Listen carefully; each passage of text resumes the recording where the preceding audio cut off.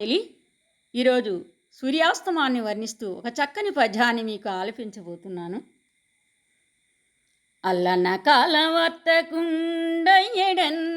కెంపును ముత్తియంబులన్ మెల్లన తూన్కెదూచిటకు మేలింత్రాసున్ వెట్టి తోచగా జల్లను వ్రాలు ముచ్చములు చార్పునం తారలు త్రాసు బిల్ల జాబీయనంగా మించెమని పేరిటి సూర్యుండు గృంకుచుండగన్. అల్లనంటే ఒకసారి కాలమనే వ్యాపారి నెమ్మదిగా తూకం తుయ్యాలనుకున్నాడట.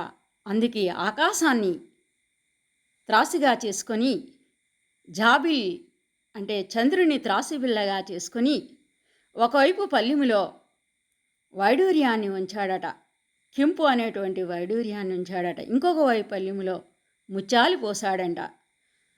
అట్లా ఆ జాబిల్లి అనేటువంటి త్రాసుబిల్లని పైకెత్తి తూకం చూస్తున్నటువంటి సందర్భంలో కెంపు అంటే వైడూర్యము అంటే సూర్యునితో పోల్చాడు ఉన్నటువంటి ఆ పల్లిం అనేది కిందకి కుంగిపోయిందట.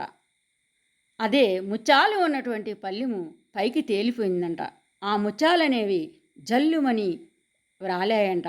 అంటే ఇక్కడ అర్థం ఏంటంటే ఆ ముత్యాలు అనేవి తారలు, ఆకాశములో నక్షత్రాలు వ్యాపించాయి అని అంటే సూర్యాస్తమయం అనేది జరుగుతుంది అని దీని యొక్క భావం. ధన్యవాదములు.